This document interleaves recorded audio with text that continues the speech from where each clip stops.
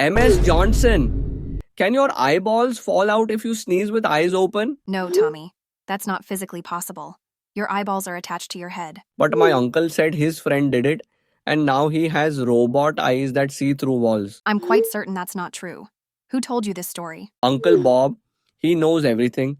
He says I need tape on my face when I sneeze. Please don't put tape on your face, Tommy. I bring super tape for whole class.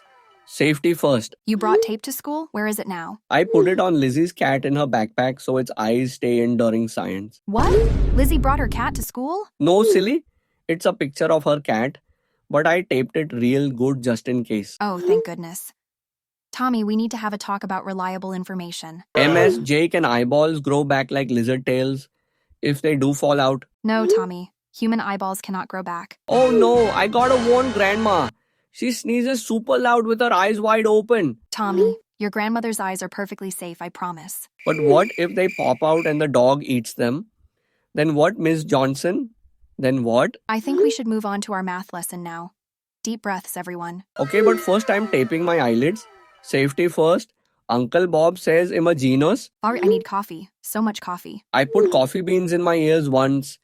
They didn't grow coffee trees though. And this is exactly why we don't listen to Uncle Bob anymore.